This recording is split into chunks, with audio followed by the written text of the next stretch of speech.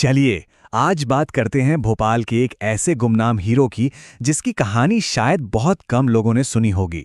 एक ऐसा हीरो जिसने त्रासदी की उस काली रात में अपनी जान की परवाह किए बिना हजारों जानें बचाईं।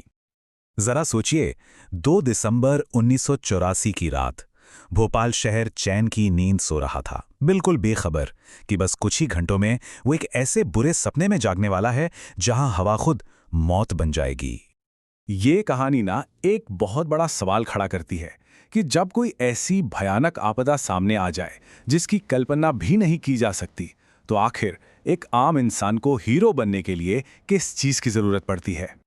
तो हुआ क्या था उस रात? चलिए एक बार टाइमलाइन देखते हैं। 3 दिसंबर रात के करीब 12:40 पर यूनियन कार्बाइड प्लांट से जहरीली गैस लीक होना शुरू हुई। ठीक 20 मिनट बाद लगभग 1 बजे डिप्टी स्टेशन मास्टर गुलाम दस्तगीर अपने ऑफिस से प्लेटफॉर्म पर आए और बस कुछ ही मिनटों के अंदर उस जहरीली गैस ने पूरे स्टेशन को अपनी गिरफ्त में ले लिया। हर तरफ अफरा तफरी मच गई।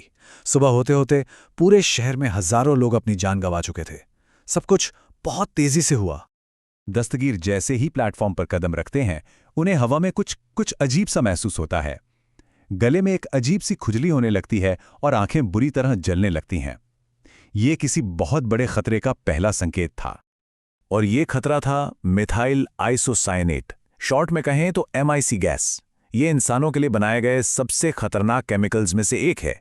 ये हवा से भी भारी होती है, मतलब ये जमीन के पास फैलती है, एक अदृश्य कातिल की तरह। इसके संपर्क में आने का मतलब था दम घुटना, शरीर में जलन होना और चंद मिनटों में मौत।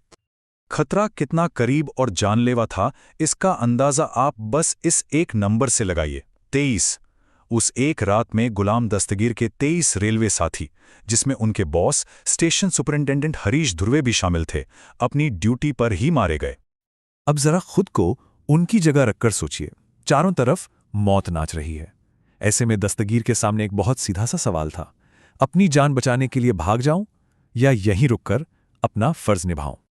और उस जानलेवा धुंध और चीख पुकार के बीच उन्होंने 2 ऐसे फैसले लिए जिसने इतिहास बदल दिया। पहला, उन्होंने फौरन पास के स्टेशनों जैसे विदिशा और इटारसी को रेडियो पर मैसेज भेजा कि भोपाल की तरफ आने वाली सारी ट्रेनें रोक दी जाएं। और दूसरा, उन्होंने गोरखपुर मुंबई एक्सप्रेस, जिसमें 1000 से ज्यादा यात्री भरे हुए थे, उसे तय समय से 20 मिनट पहले ही रवाना करने का ऑर्डर दे दिया।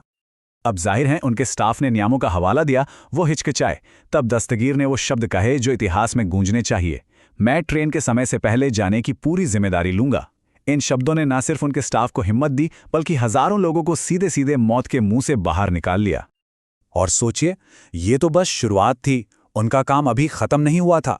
जहां बाकी लोग जान बचाने के लिए भाग रहे थे, वो स्टेशन पर डटे रहे, गिरते पड़ते तड़पते लोगों की मदद करते रहे और लगातार आसपास के सभी रेलवे दफ्तरों को मेडिकल मदद के लिए SOS मैसेज भेजते रहे। लेकिन इस बहादुरी की जो कीमत उन्होंने और उनके परिवार ने चुकाई, वो दिल दहला देने वाली है। उसी रात उन्होंने अपना एक बेटा खो दिया। उनके दूसरे बेटे को जिंदगी भर के लिए एक स्किन इन्फेक्शन हो गया। खुद दस्तगीर ने अपनी जिंदगी के आखिरी 19 साल अस्पतालों के चक्कर काटते हुए बिताए और साल 2003 में उसी गैस की वजह से हुई गले की एक दर्दनाक बीमारी से उनकी मौत हो गई। और यहीं पर इस कहानी का सबसे दुखद पहलू सामने आता है।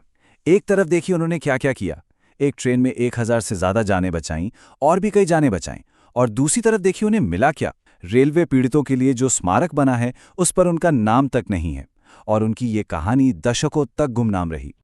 ये हमें एक बहुत जरूरी बात याद दिलाता है। जैसा कि किसी ने कहा है, सच्चे हीरो कोई केप नहीं पहनते, वो रेलवे की वर्दी पहनते हैं। गुलाम दस्तगीर की ये कहानी ये अपने पीछे एक बहुत बड़ा सवाल छोड़ जाती है।